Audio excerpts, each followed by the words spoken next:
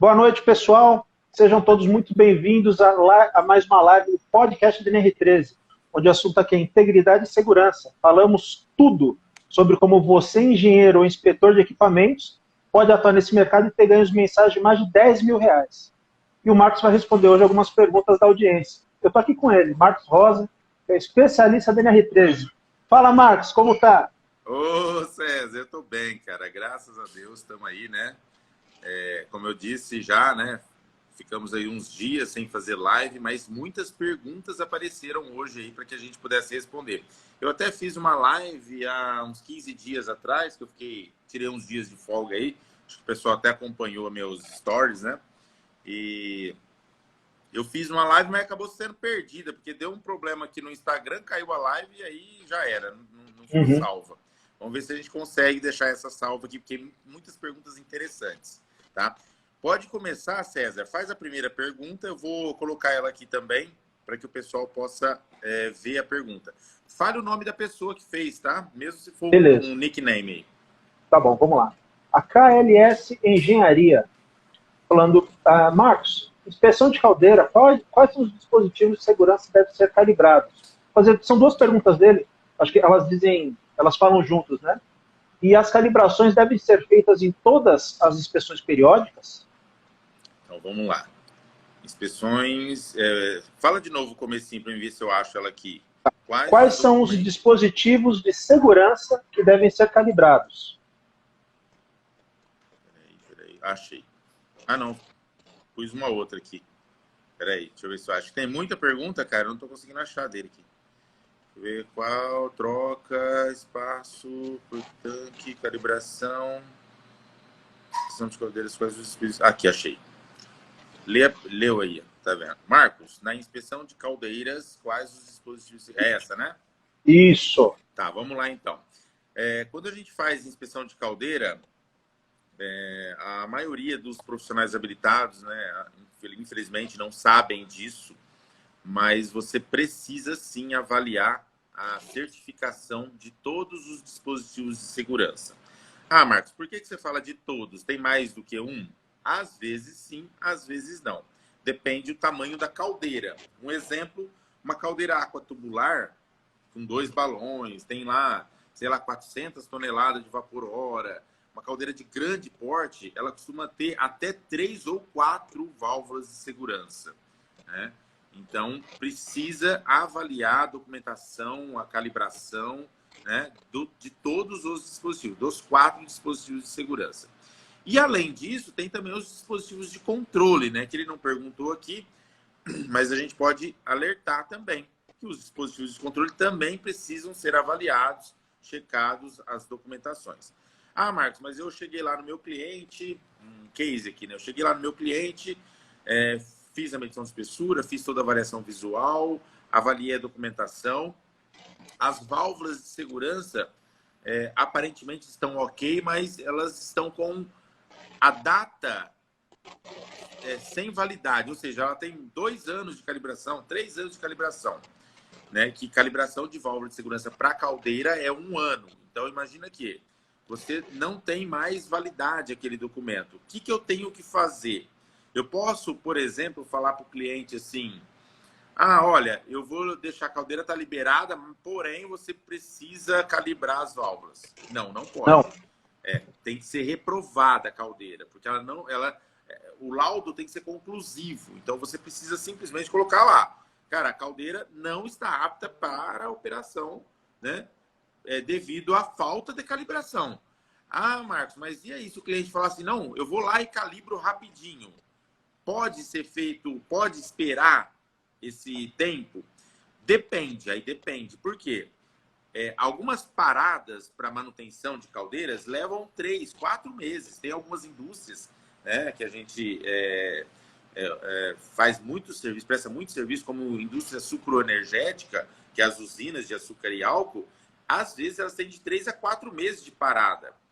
E aí, se eu estou fazendo a inspeção em janeiro, ela vai começar só em abril, final de abril, a rodar essa caldeira de novo, não teria problema eu congelar a minha inspeção, aguardar eles fazerem a manutenção, né, e a calibração da válvula, enviarem a documentação, eu checar isso e aprovar. Não teria problema. Então, a gente tem que entender o seguinte, somos irredutíveis? Não, não é que é irredutível.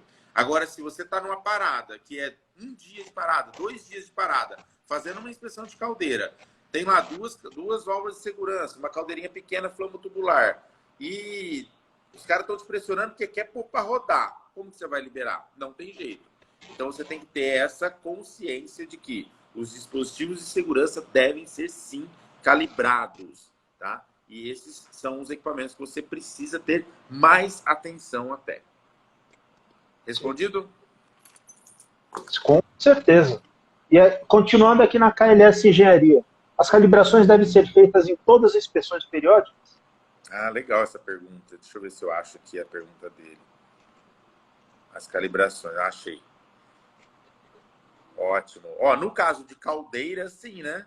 No caso de caldeira, sim, porque se caldeira ela é inspecionada uma vez por ano e as válvulas precisam ser calibradas uma vez por ano, então, nesse caso, sim, as válvulas de caldeiras precisam ser calibradas em todas as inspeções periódicas e não só nas periódicas, né? Porque quando você fizer, por exemplo, quando a caldeira inteira 25 anos, você faz a inspeção de integridade, né? Que é algo a mais do que a periódica. Nesse caso, também tem que fazer a calibração da válvula de segurança. No caso de vasos de pressão, eu vou pegar esse gancho, inclusive, porque não tem aqui se ele está falando de caldeira ou de vaso, né? Apesar dele ter uma pergunta sobre caldeiras. Mas para vasos de segurança, não necessariamente precisa ser anual, tá? Mas pode ser, a própria norma fala, né? Conforme a inspeção interna do vaso, a própria norma dá essa deixa. Porém, de acordo com alguns critérios que você precisa avaliar uma válvula, é muito tempo, né? Uma inspeção interna, por exemplo, de um vaso de segurança de categoria 5, você lembra qual que é, César? Lembra? É a cada 10 anos, né? 10 anos. Já pensou você inspeciona, sei lá, a manutenção e teste de uma válvula de segurança? 10 anos é muito tempo, né? Cara, Então, ainda mais essas válvulas aqui, Marcos. aí, ó. Tá Um vendo? monte de coisa chinesinha aí que você às vezes fala, cara, só de olhar você já dá até medo, cara. Exatamente. E outra, eu já peguei. Você mostrou essa válvula de um compressor de ar, por exemplo. Às vezes, você vai lá para ver o compressor de ar, fazer a inspeção, o cara se gaba, né? Não, eu fiz uma manutenção no meu compressor, já aconteceu isso. O cara pintou o compressor, limpou ele, pintou. E A pintou, válvula tá inclusive, pintada. pintou a válvula de segurança também. Então, quer Já dizer, peguei isso também. as pessoas elas têm tão pouca instrução sobre o que é a NR13 e os riscos relacionados a essa norma, que não estão muito esquentando a cabeça. Os caras estão mandando bala, não tá nem aí, né? E aí chega o engenheiro lá e vê aquilo, quer dizer, você vai confiar que aquele equipamento, ou aquela válvula de segurança, vai ficar mais 10 anos, que seja 5 anos, talvez, né, sem nenhum tipo de intervenção desse tipo? Não dá para confiar, é difícil. Então, quando você vê situações como essa, eu até sugiro que você coloque inspeção da válvula anual também, ou a cada 2 anos no máximo, né? Pegou uma situação como essa, o cara tem que trocar a válvula, mas, cara, você vai ter que fazer calibração todo ano. Até a inspeção do vaso, dependendo do local onde você inspeciona ou do cliente, eu sugiro que mesmo que o equipamento esteja em boas condições, né, tudo belezinha, eu sugiro que você dê uma reduzida no tempo, né, entre uma inspeção e outra. Porque, cara, imagina o seguinte, eu tenho alguns clientes, por exemplo, que estão lá na fazenda. Então, eu tenho um grupo de fazendas que tem lá 47 fazendas. Todas as fazendas têm entre 1 e 2 compressor de ar. Eu vou lá fazer a cada 3, 4 anos, por exemplo. Se eu colocar a cada 5 anos, é perigoso isso mudar. Troca de funcionário, esse aqui é um cara bom, que faz manutenção correta, você entendeu? Aí você vai ver quanto tempo ele tem. Tem uns 6 meses de emprego. Aí daí mais 6, 7 meses, mudou de pessoa. O cara que entrou lá não sabe da manutenção do compressor, não conhece os riscos, não sabe nem colocar a informação no livro de registro. Então, isso é perigoso. Então, quando você sente esse perigo, coloque um prazo de inspeção entre uma inspeção e outra menor, porque a responsabilidade é do profissional habilitado, né? Então, assim, as questões de válvula, conforme a pergunta fala, né? se devem ser feitas todas nas inspeções periódicas, as calibrações, vai depender muito de cada situação. Não dá para cravar aqui e falar que não precisa, nem para falar que sim, que é necessário. Porque eu posso ter um vaso de pressão de categoria 5, por exemplo, e eu colocar a inspeção da válvula ou a calibração da válvula a cada 2 anos. Né? Quer dizer, antes mesmo de fazer a inspeção de novo, já tem que calibrar. Então, vai muito da visão, do critério. Por isso que a norma fala muito, né, César? A critério do pH. Essa frase tem várias vezes na norma justamente por isso. Tem muito peso, cara. Assim, eu vi aqui, ó, Luísa Salerno fala assim, ó, mas a NBR 15417 não sugere que as válvulas sejam calibradas anualmente? Eu acho que assim, vale realmente a avaliação do profissional habilitado para saber qual que é a condição de trabalho da válvula. Às vezes o ambiente ele pode ser agressivo, então assim, o cara tem que olhar mesmo, tem que passar, tem que ver, se tem muita poeira, muita sujeira. Acho que é muito válido isso, cara. Exatamente. E ainda pegando o que ele falou, né? Existem até... quem falou? Luiz, né? Luísa. Luísa, isso. Luísa Salerno.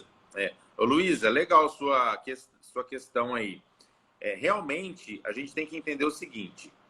Alguns clientes, o próprio cliente tem um procedimento interno. Quer ver um exemplo? Ó, vamos mudar um pouquinho de válvula agora para treinamento. Se você olhar a norma NR13, o anexo 1 da norma fala sobre você treinar operadores de unidades de processo de categoria 1 e 2 e caldeiras, né? Fala que você tem que fazer um treinamento. Não fala sobre reciclagem, fala sobre atualização técnica, caso alguma coisa mude, né? Mas tem alguns clientes que têm um procedimento interno que exige treinamento anual. Olha só que legal. Ah, Marcos, mas como assim? Eles exigem? E aí, o procedimento interno da empresa se sobressai a norma. Ou seja, está por cima a norma. O que é mais rígido? A norma NR13 ou o procedimento do cliente? É o procedimento. Então, vai pelo procedimento. Entendeu? Se a norma fosse mais rígida, por exemplo, não adianta eu estou querendo dizer assim, então eu vou fazer um procedimento interno que falar que os meus vasos de pressão de categoria 1 e 2 e minhas caldeiras não precisam ter operadores, né, treinados. Não. A gente tem que entender que o que é mais rígido vem primeiro. No caso da ABNT 15417, se ela é uma norma vigente no país e fala claramente que as válvulas devem ser calibradas anualmente, o que vem primeiro, ela ou a NR13? Tem que entender isso. Essa norma vem primeiro, então vamos aplicar. E tudo bem. Se você como profissional habilitado, você pode aplicar sem problema. Sem problema nenhum. Isso aí. Tá bom? E aí, vamos para a próxima? Vamos. Só fazer uma ressalva, né, Marcos? Eu acho legal. As normas NBR, elas são, tipo, são normas adotadas, né, cara? Tipo, por todo mundo como uma boa prática, né? Então, assim, a norma ela não é uma lei, mas é um direcionamento ótimo e é um embasamento para amanhã, depois, se tiver um problema, uma necessidade, você poder discutir, argumentar tecnicamente. Não é achismo. É um assunto que foi tratado tecnicamente por uma gama de profissionais que sabem do que estão falando, né, cara? Então, é uma boa prática, eu acho. Show de bola. É isso aí. Vamos lá, cara. Ó, o Jacques Lex Zic. Quais são os documentos que você deve pedir antes de fazer a inspeção para caldeira e vaso de pressão? Deixa eu pôr a pergunta dele aqui do Jacques. Bem, vamos lá. Os documentos que a gente precisa pedir, né? Ou que precisa constar num prontuário, eu vou desde o início aqui. Chegou lá para fazer uma inspeção extraordinária e uma reconstituição de um prontuário de um equipamento. Um vaso de pressão comum. Você começa pela inspeção. Você sempre tem que começar pela inspeção. Você não consegue fazer nenhum prontuário sem antes inspecionar. Você vai precisar fazer toda a inspeção. Para a inspeção existe um checklist. O César deve ter o checklist dele. Todos os meus alunos, né, tem também os checklists que a gente entrega para que eles usem. Aí, ó, é isso aí, o checklist. Então, assim, vamos falar assim, o César vai lá fazer uma inspeção de um vaso, ele começa pelo checklist. Medição de espessura, avaliação visual, né, se não tem nenhum tipo de amassado, alguma corrosão generalizada, se a solda ela está de acordo, ok. Fez toda aquela avaliação, fez um croquis, né, colocou onde você... mapeou onde você mediu a espessura, fez a inspeção interna também, porque quando um equipamento não tem nenhuma inspeção, né? Não tem prontuário, não tem nada, nenhum documento, você tem que fazer a inspeção completa, inclusive a interna. Foi lá, entrou no equipamento, avaliou, tá tudo certinho. Beleza, ótimo. Agora eu vou então para dados operacionais. Já que você não tem PMTA, porque você não tem prontuário, você tem que avaliar os dados operacionais. Você vai onde? No cara do processo. Cara, qual que é a temperatura, qual que é a pressão que você trabalha, se tem válvula de segurança, se não tem.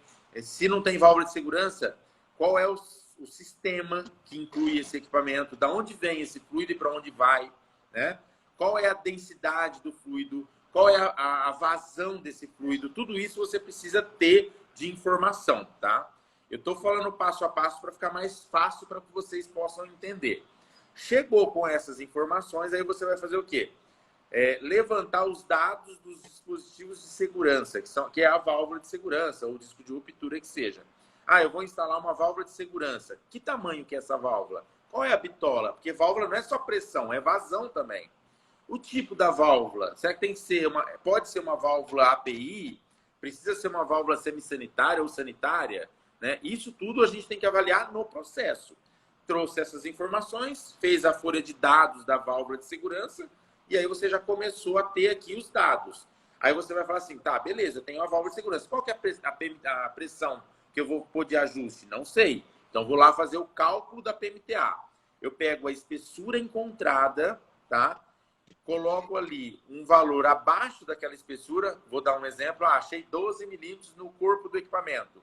Se eu usar 12 milímetros para fazer o cálculo, o que vai acontecer? Eu estou calculando, tá ótimo, vai ser legal, mas não pode diminuir nada. Não tem margem de corrosão, exatamente. Então, eu tenho que colocar uma margem. Aí eu vou colocar lá 11 milímetros, 10 milímetros, que seja. Eu vou colocar 10 milímetros, faço o cálculo. Bateu, tá acima, pelo menos 30% acima da pressão de operação, a PMTA? Sim. Então, ok. Aí eu já tenho todos os dados de cálculo, todos os dados dimensionais, os dados dos dispositivos de segurança, e aí eu consigo montar o meu prontuário do equipamento conforme a NR13. É isso que a norma pede. Ficou claro? Quer acrescentar alguma coisa, César? Eu acho assim, né, cara?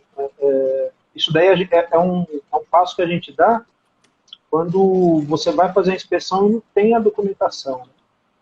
Se tem o ideal é ter o prontuário do fabricante, porque assim, que eu falo, como a gente adota critério da norma AS-ME8 para fazer a reconstituição, cara, de bate-pronto o cara já perde de média de 10 a 15% da vida útil do vaso de pressão. Isso é verdade. Né? Você já começa assim, quando você vai usar o coeficiente da solda, né, quando é inspeção visual, cara, já cai de 10 a 15%. Então, o ideal é que o cara tenha o prontuário do fabricante. Se ele comprou vaso de pressão, isso normalmente é entregue pelo fabricante. Se não, aí tem que partir para a reconstituição. É ótimo isso, porque o que acontece muito hoje, infelizmente, né? Isso por falta de conhecimento, tanto de quem compra, que é a indústria, quanto de quem vende, que é o fabricante. O cara compra um vaso de pressão, hoje, principalmente, não estou falando dos vasos de pequeno porte, que são os fabricados em séries, que esse aí o Inmetro cuida, então dificilmente não vem, né, um prontuário. Mas a maioria hoje, eu falo a maioria porque é mais de 50%, tá? Dos fabricantes, das caldeirarias que fabricam equipamentos, que trabalham sob pressão, que são enquadrados na NR13, não entregam um prontuário completo. Fala assim, escreve lá na capa, né? O prontuário do vaso de pressão. E entrega para o cliente. O cliente lê na capa que está escrito, ok. Mas quando um profissional avalia, está faltando espessura mínima, está faltando cálculo da PMTA. Memorial, falta tudo. Está faltando memorial, está faltando um monte de coisa. E aí, isso não passa na fiscalização. Então, imagina que se um cliente ele te contrata agora para ver um equipamento novo, aí você vai chegar lá, vai fazer a inspeção inicial, aí você fica até receoso, né? Fala assim, nossa, mas não tem nada que eu vou reprovar o equipamento novo do cara. Como que eu reprovo? Não. Você tem que chegar no seu cliente e explicar para ele, olha, existe essa situação. Você quer que eu ligo para o fabricante para pedir? Vamos mandar um e-mail para o cara? Porque ele está totalmente errado. Ele tem que te enviar isso. É obrigação do fornecedor, né, do fabricante. O que eu falo para os meus clientes nas minhas consultorias? Então, eu sou consultor de algumas indústrias, né, que pagam para mim avaliar toda essa situação. Inclusive, avaliação de fornecedores a gente faz também. O que eu falo para ele? Cara, 10% do valor do equipamento é após a entrega da documentação e avaliação técnica, né? Por quê? Quando Se amarra envolve, o vendedor. quando envolve dinheiro, mexe no bolso do cara, o cara se mexe. Você entendeu? O cara fala, não, eu vou vender um equipamento de 50 mil reais. Tá, 10%, 5 mil reais está aqui. Às vezes, esses 10% é o lucro do cara. O cara não vai deixar o lucro dele com o cliente por causa da documentação, de acertar uma documentação. E caso ele deixe realmente, fala, não, cara, não vou entregar porque eu não tenho condições, você vai usar esses 10% de forma legal, juridicamente legal, para comprar essa reconstituição de prontuário. Então, o cliente não vai perder de forma alguma se ele tiver uma boa gestão. Então, Sim. É isso que eu ensino aos meus clientes. Cara, com uma boa gestão, você não perde, você só ganha. Isso aí. Vamos para a próxima? Vamos. Só último comentário aqui. Construões perguntou se todo vaso de pressão tem que ter teste, tem que ser testado por meio hidrostático. Sim. Construanjos, na fabricação, no processo de fabricação, é obrigação do fabricante fazer esse teste e entregar a documentação. Belezinha? Exatamente. Vamos lá, Marcos. Germano Oliveira. O engenheiro mecânico pode aferir e calibrar ou somente o laboratório certificado pelo Inmetro? Vamos ver aqui a pergunta do Germano. Germano Oliveira. É isso aí. O engenheiro mecânico pode aferir e calibrar. Eu acredito que ele deve estar falando sobre válvulas de segurança e manômetros, né? A resposta é sim, cara, sim, né? Os laboratórios do Inmetro, né? A ISO 17025 hoje é uma norma que fiscaliza os laboratórios, que o Inmetro, né, fiscaliza esses laboratórios para ter uma garantia a mais, né? Existe realmente. Os caras fazem lá cálculo de variação, né? Sei lá, o cara faz um monte de coisa. E aí, tem mais credibilidade quem tem o 17025. Porém, a norma NR13 não exige isso. E você, como engenheiro mecânico, é o profissional habilitado e você pode sim fazer essa aferição e calibração. Eu recomendo que você tenha, claro, né, os seus instrumentos de base, que eles sejam rastreáveis RBC, que é a Rede Brasileira de Calibração.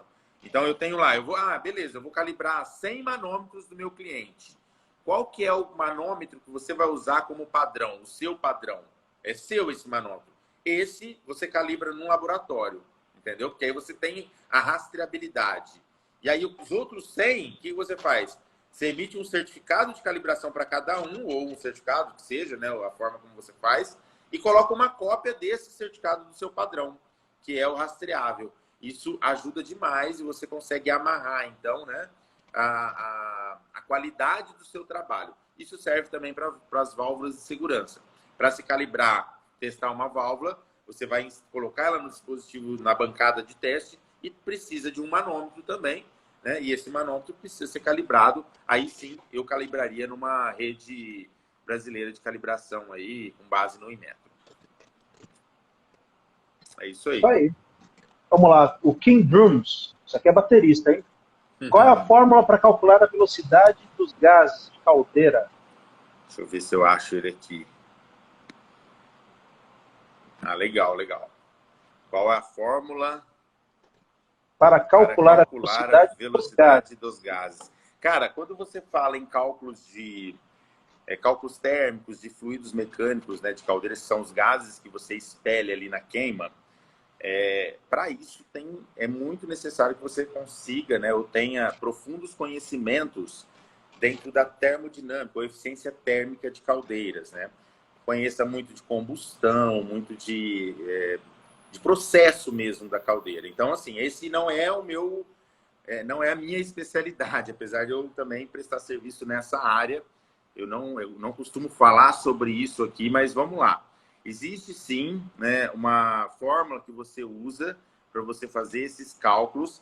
E é interessante que quando você tem os gases, eles são a retirada dos gases, né? A retirada é natural, né? Você não precisa, não tem por que calcular. Então, caldeiras muito pequenas, por exemplo, aquelas caldeiras verticais, que você coloca lenha, né? E os gases são puxados por uma chaminé de forma natural, não tem o porquê você calcular. Aquilo ali realmente você não consegue ter uma eficiência, né, melhor, porque o processo não permite. Agora, caldeiras de porte um pouco maior, onde você tem a retirada dos gases de forma forçada, aí você sim pode usar, então, né, fórmulas que ajudam você a medir a perda de carga, né, que é igual o coeficiente, né, de carga da caldeira. Então, a fórmula, eu vou falar aqui, mas depois você consulta isso. Consulta como perda de carga, né, de pressão de combustão. Perda de carga de pressão de combustão de caldeiras. Talvez você ache algum material aí um pouco melhor na internet.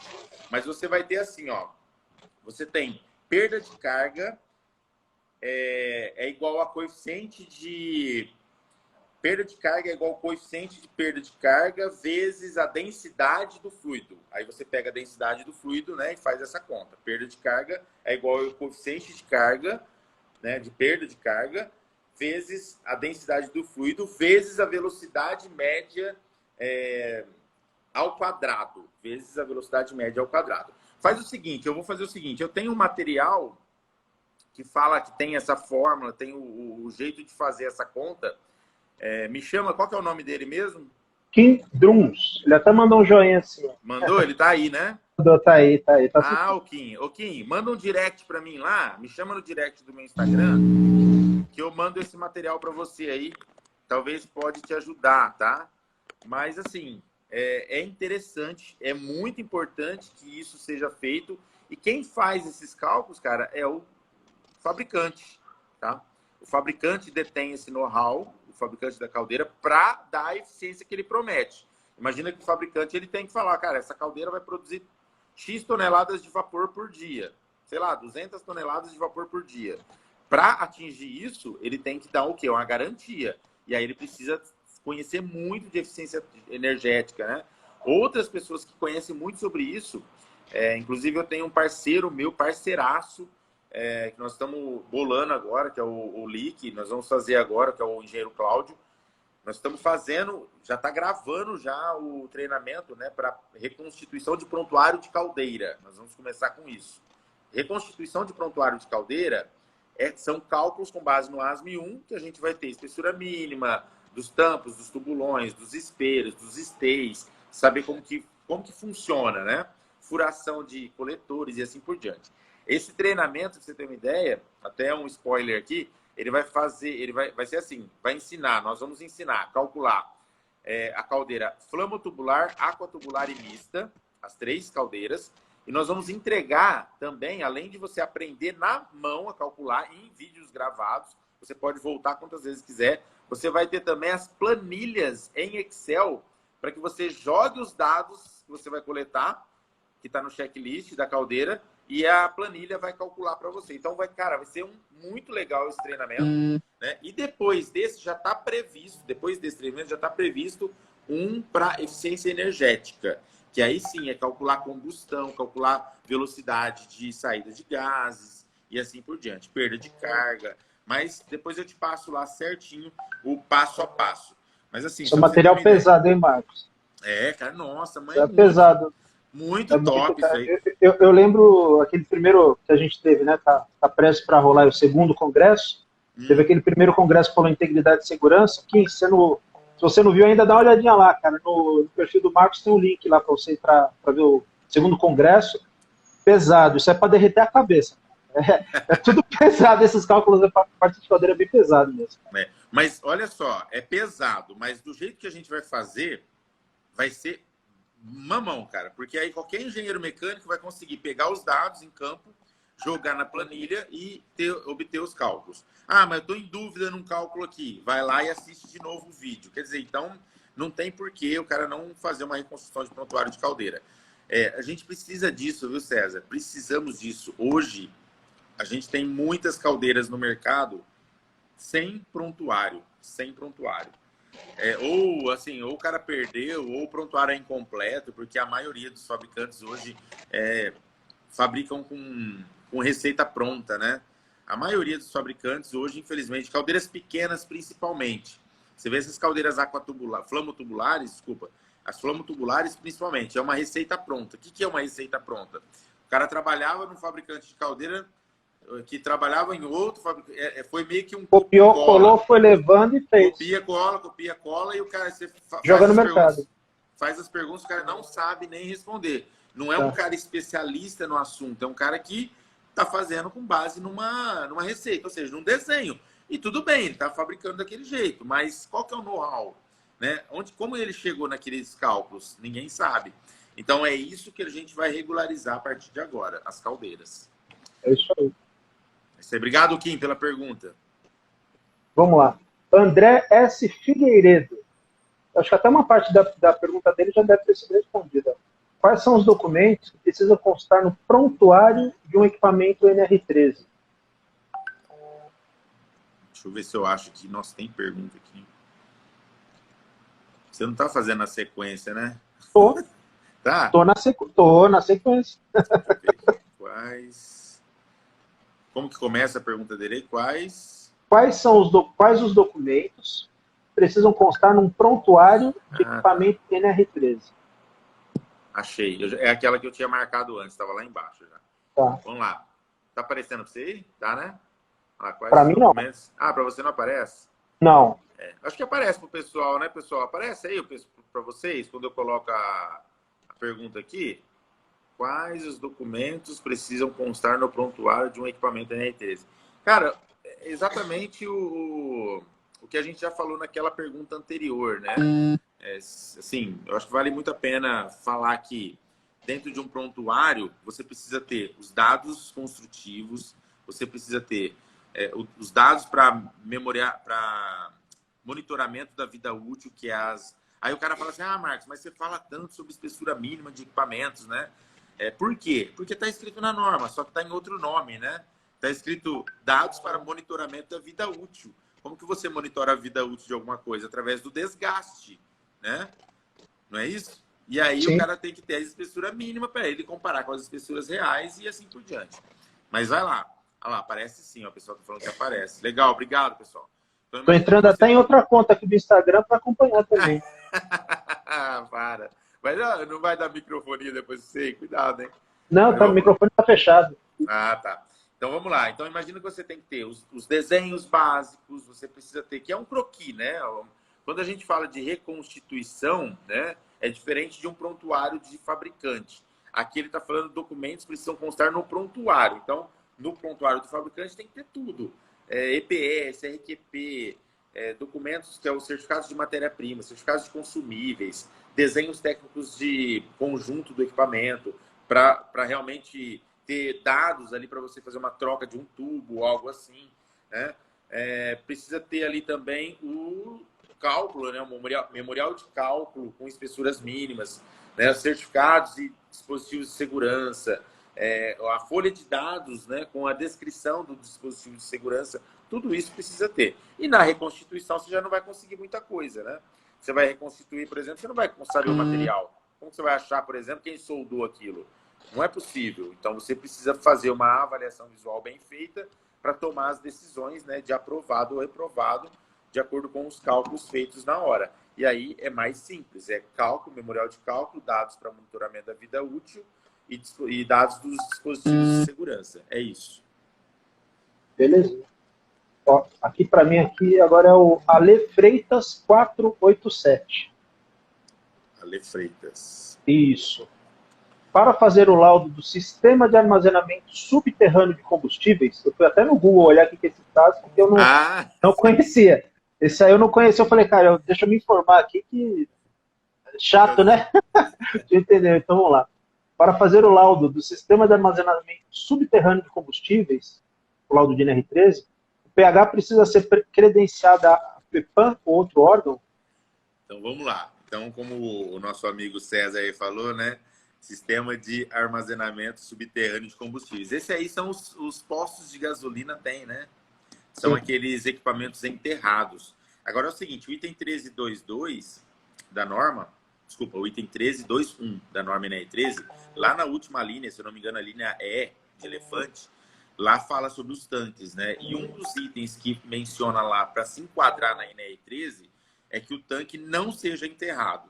Então, Esse item 13.2.1, a linha E, já fala que esse tanque aí, né, que tem o sistema de armazenamento de subterrâneo de combustível, já descarta ele da NR13. Então, não é um tanque enquadrado na NR13, os tanques de postos de gasolina, ok? A norma que vai fiscalizar ele é a NBR 13786, se eu não me engano. Anotem aí, depois vocês procuram. NBR 13786. E aí a NBR 13786 vai trazer o passo a passo de líquidos inflamáveis, né, para tanques enterrados. E aí ela vai trazer outras NBRs que vai falar sobre segurança, dispositivos de segurança e assim por diante. Não é a minha praia também, eu não faço esse tipo de serviço. Mas assim, o FEPAM, se eu não me engano, é uma agência, uma fundação de meio ambiente. Eu não sei de que estado que é, tá? Até se o... Como que ele chama aí? Se ele tiver aí, quiser explicar pra gente. É o Ale Freitas, 487. Isso, Ale Freitas. Se tiver por aí, Ale, fala aí. O FEPAM, se eu não me engano, é uma agência do meio ambiente. E aí essa agência do meio ambiente provavelmente vai falar se precisa ou não se filiar a ela para fazer esse tipo de controle. Também não sei responder. Não sei responder. Eu sei que precisa ser um profissional habilitado, com certeza. Precisa ser engenheiro, né, para cuidar desses assuntos. Agora, se precisa ser afiliado ou associado a algum órgão, como a FEPAM, não sei dizer. E como não é a minha praia, eu aconselho você a procurar lá a ISO 13786. Aqui, Marcos, eu tenho um parceiro para isso. Ah, é? Tem empresa que é especializada para isso, ela tem uma licença especial para fazer esse tipo de trabalho, quando é subterrâneo. Quando é externo, não tem problema, dá para a gente fazer. Mas o subterrâneo tem um critério especial, tipo uma licença especial para fazer. E entrar na parte ambiental. E é interessante que tem que ser avaliado uma região. Eu acho que tem um espaço, um raio que a pessoa tem que avaliar. Não é simplesmente, posso colocar aqui? Pode. Não, tem que avaliar o contorno, avaliar o que tem ali em volta, né? Eles consideram, né? Eles enumeram como uma classificação, classificação A, B, C, D, essa região. Se for A, passa, se for B, talvez com alguma ressalva, e se for C, não passa, alguma coisa assim. Mas tem que ser muito criterioso, porque se trata do meio ambiente. Se um equipamento desse perfurar e vazar combustível, não é só perda material, né? A perda maior é ambiental. A contaminação, né, cara? Freático. Vamos lá. Bora. AES, Engenharia e Execução. O que a NR13 exige dos trocadores de calor a respeito de documentação e inspeção? Beleza. Bem, trocador de calor, vou considerar que é um vaso de pressão enquadrado na NR13, esse seu trocador, e aí tem diversos tipos de troca térmica, né, cara? Quando você fala trocador de calor, você tem vários tipos, até a placas, né? Existem alguns trocadores a placas que esse já se desenquadrou da NR13, né? Não está mais na NR13. Agora, os trocadores de tubo, espelho e tubo, corpo calandra, esses sim, os de feixe, né, tubular, esses sim se enquadram na NR13. Os únicos que não vão se enquadrar são aqueles que fazem parte integrante de um sistema de refrigeração, arrefecimento, de sistemas interligados de processos. Mas os demais, sim. E o que precisa? Prontuário, né? Com o certificado do teste da válvula de segurança.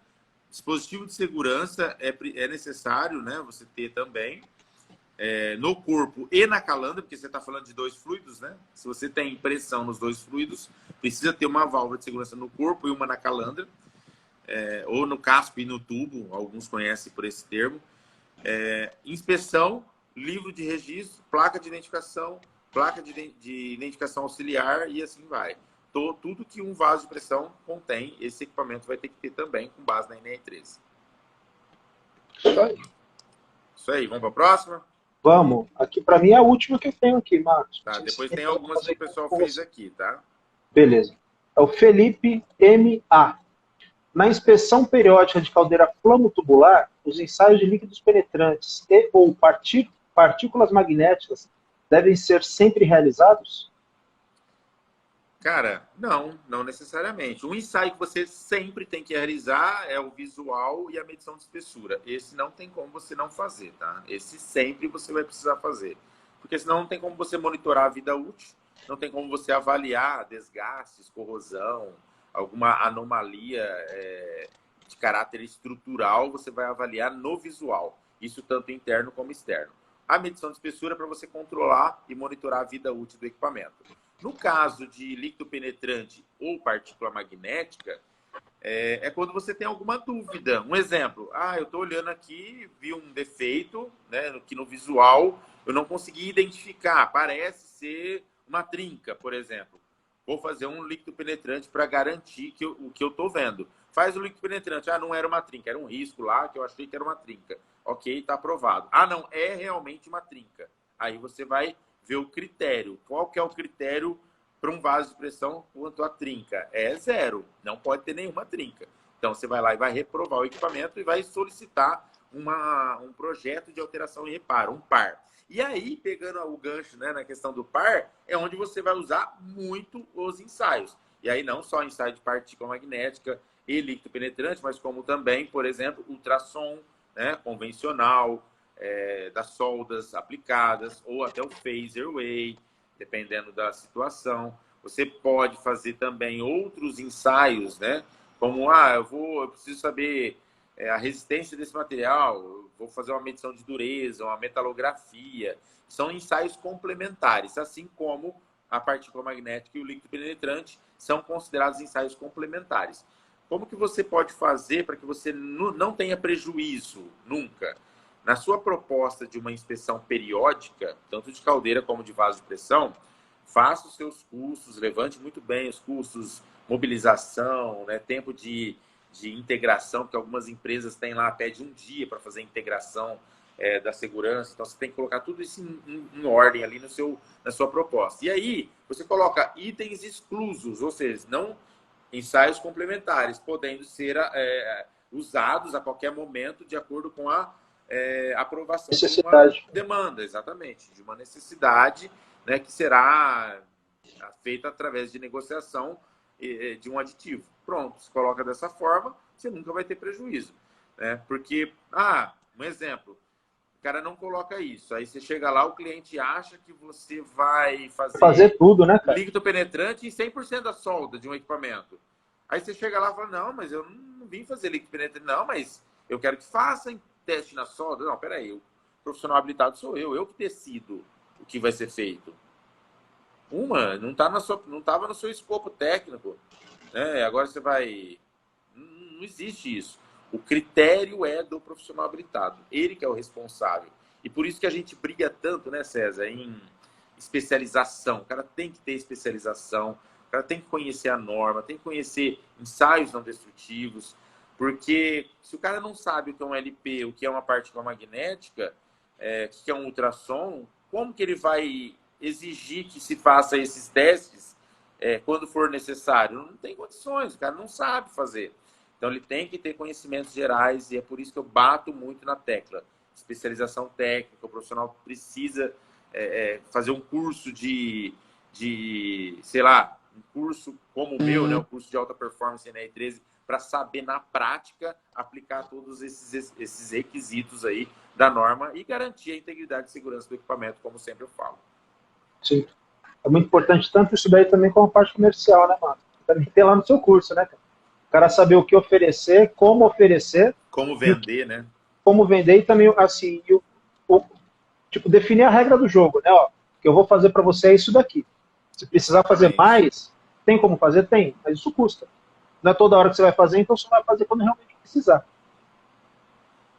Exatamente. Vamos para a próxima? Aqui eu vou colocar aqui agora. Aí a gente beleza. Esse aqui eu não vou falar, que já falaram. Caldeira de pressão. Eu achei que essa aqui é interessante, ó. O Jeff Georgette fez assim, a seguinte pergunta. As caldeiras... Você tá vendo agora, né, César? Não tô vendo. Não, tá. Então eu vou ler Pergunta aqui, tá? para mim não tá aparecendo, não. Tá, eu vou ler aqui então. Tá. As caldeiras e vasos de pressão se enquadram na NR12, mesmo cumprindo todas as exigências da NR13? Cara, legal a sua pergunta. Alguns equipamentos, né, que se enquadram na NR13 precisam também da NR12, né? Como, por exemplo, o compressor de pistão, ele tem uma correia, né? Ele tem uma correia ali que gira o pistão, e aquela correia é algo móvel que você tem no equipamento, no vaso de pressão. Então, se ele não tem proteção, a NR12 tem que ser aplicada ali, né? O que a gente vê muito é o pessoal misturar as coisas, né? Eu sugiro que não misture.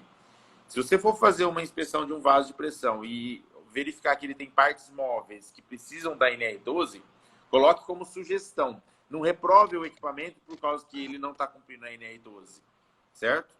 Aprove o equipamento porque ele não vai explodir, ele não vai, sei lá, ocasionar um problema relacionado à pressão.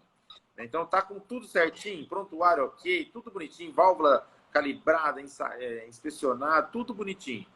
E aí não tem a proteção da NR12, o cara vai lá e reprova. Não reprove. Aprove e fala, olha, esse equipamento precisa também ser avaliado quanto a NR12 devido às suas partes móveis. Ponto. Faça o seu trabalho e deixe o trabalho do cara da NR12 depois. Ah, Marcos, mas eu também atuo na NR12. Meu caso. É o seu caso. Eu ia chegar lá, né? Ótimo. Imagina que você pode sim, então, fazer isso, colocar essa informação e já vender o peixe. Falar, cara, ó, eu atuo. Se você quiser, eu faço uma PR, uma apreciação de risco, né? A gente coloca sei lá, uma proteção aqui e chega a bota. O negócio fica bom. É isso aí. Cara, pelo menos quando entra para mim, né, vou falar a parte de NR12, vaso de pressão, a fundamentação para você atender a NR12, no 12.1, ela fala que você tem que atender todos os itens, né? Todos os itens da norma NR12, das outras normas aplicáveis, normas técnicas brasileiras, e o que você não encontrar, você vai para as normas internacionais. Então, assim, ela resume assim, você tem que atender tudo. Então, assim, quando cai na parte do NR12 ou vaso de pressão, você aponta lá o que você vê para melhorar, claro. E embasamento NR13, ponto. Acabou. Assim, direciona para onde vai resolver o problema. Não precisa ficar rodando lâmpada, não, porque você já tem a norma específica para isso, né, cara? Claro, com certeza. É importante. Né? E, bom, pelo menos nos meus laudos eu sempre aponto também. Se eu vejo uma oportunidade do cara melhorar, indico que o cara tem que fazer, ó, tem que instalar lá, proteção é bom para você e pronto, cara. Você não está fazendo nada de errado, né? Claro. Você tá, pelo contrário, você tá dando uma consultoria grátis pro cara. Uma consultoria grátis. Ele pode isso também é legal, né? Ele pode estar... Porque o fiscal, quando ele vai lá, ele não olha só a NR13. Ele olha tudo. Então, ele vai falar, cara, cadê a documentação desse equipamento? Aí o cara vai dar da NR13. Ele vai olhar, ok. Mas, cara, cadê da NR12? Que tem partes móveis. Ah, não, NR12 não tem. Então, tá reprovado de qualquer forma. Então, é importante você falar e apontar. Não só entregar a documentação. Apontar, mesmo que você não trabalhe com a NR12, falar, cara, ó, tá irregular na NR12, precisa corrigir também. Tá aqui, ó, o seu documento. Tchau, obrigado. É isso aí. Isso aí. Tem uma pergunta aqui da Débora CS Mol. E aí, Débora, beleza? Vamos lá. Como proceder ao dar baixa na ART? O certo é na data de vencimento da inspeção ou após terminar o serviço? Legal essa pergunta aqui, hein? Bacana. Já me fizeram essa pergunta, viu, Débora? E aí, assim, tem gente que faz de tudo quanto é tipo. Eu já vi engenheiro que nem dá baixa em RT. O cara, sei lá, esquece, não dá baixa. Mas o certo é na hora que você recebe. Ó, legal. Já amarra no pagamento. Por que ele amarra no pagamento? Porque uma RT, você vai se responsabilizar até o final da data da inspeção, que está onde? No relatório, tá? Então, vou dar um exemplo aqui. Eu fiz uma inspeção de uma caldeira em janeiro. Dia 15 de janeiro a 20 de janeiro eu fiz a inspeção. Dia 30 de janeiro eu entreguei a documentação para o cliente com a RT, certo? Aí dia 21 de fevereiro o cliente me pagou. Eu mandei a nota junto, ele me pagou, dia 21 de fevereiro. Aí eu vou lá, né? Já recebi, ok, vou lá, dou baixa na RT, certo? Dou baixa na RT. E isso não significa que você não é mais responsável, porque você finalizou o trabalho. Isso significa que você acabou o seu trabalho. A prestação de serviço, a RT tem começo, meio e fim, certo? Então você abre a RT a hora que vai para o serviço e fecha ela a hora que você faz a entrega técnica, que eu amarro com o pagamento, porque depois você tem uma barganha, né? Você pode, sei lá, entrar, cancelar, você pode fazer o que você quiser com essa RT em aberto. E aí você dá baixa na RT, certo? Repetindo, isso não significa que você não é mais responsável, porque a sua responsabilidade está junto com a sua assinatura no relatório, tá? Que vai ser até a próxima inspeção. Então, se é uma caldeira, é 1 ano, a sua responsabilidade vai até janeiro do outro ano, tá bom? Do ano subsequente. E se for prontuário? E se o cara fez um prontuário, né? Tá vendo como que é? O prontuário ele vai ser válido pela vida toda do equipamento. Ou seja, durante a vida útil do equipamento, aquele documento é de sua responsabilidade. Olha que louco, né? Às vezes o pessoal vai fazendo de qualquer jeito o prontuário, né? Sem saber. E aí não se liga que aquele documento não é 1 ano, 2 anos, 3 anos que ele tem responsabilidade. É eterno, eterno. O cara... eterno por quê? O vaso vai durar mais 20 anos. Durante esses 20 anos, você tem a sua responsabilidade técnica sobre o cálculo. Quer ver um exemplo? Você fez o cálculo, estipulou lá a PMTA em 20 quilos, quilograma força por centímetro quadrado de uma caldeira, e estipulou a espessura mínima em 16 milímetros do corpo, né? Aí o pessoal está fazendo inspeção, está tudo acima de 16 e estão aprovando. Aí dá um problema lá na frente, explode a caldeira e eles percebem que explodiu, mas não está na espessura mínima, certo? Eles vão procurar saber o porquê. Se tiver um erro no seu cálculo, você vai pagar por isso. Agora, não, explodiu, mas foram ver, a espessura já estava com 15, abaixo da espessura mínima que você deu. Você não tem responsabilidade nenhuma, porque a sua responsabilidade é até o final da vida útil, que era 16 milímetros de espessura mínima. Olha que importante que é, né? Você saber das coisas e você amarrar uma coisa com a outra.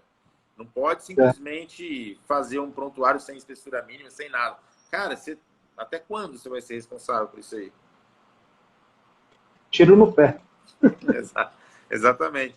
Acho que ela está aqui, Débora. Deu certo aí, Débora? Entendeu? Deu, ela falou que as RTs elas todas em aberto. Olha lá. Tá certo. Aprendeu agora, pode dar baixa, viu, Débora? Então, e fazer isso que eu falei.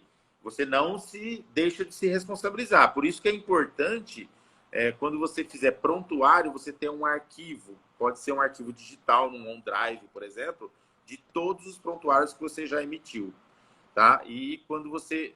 eu quero ter um arquivo também dos relatórios. Esse pode ser até o final até a próxima inspeção.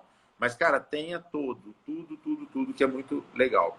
Entendido, obrigado, esclarecido. Beleza. É isso aí, Cezão.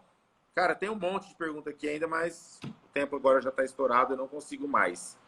Eu tenho um compromisso agora às 8. Beleza, isso aí. Vamos finalizar? Rapidinho só, eu ver aqui tem o...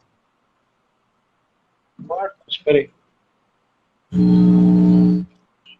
Aí, mandando as perguntas aqui, ó. Marcelo Ischler. Quais testes devem ser feitos no autoclave e documentação necessária? Cara, sendo base de pressão, está na própria norma, né? O prontuário, memória de cálculo, né? Teste hidrostático, espessura mínima, pressão PMTA, pressão de teste hidrostático, tudo que a gente realmente já falou. É isso aí. Se já tiver, pegando um gancho aí, se já existir do fabricante lá, a documentação original do fabricante, e for só inspeção, não precisa se preocupar em fazer o TH, tá? O TH já foi feito, é isso aí. Mas legal, bacana. Ô César, eu queria só dar um recadinho aqui no final, tá?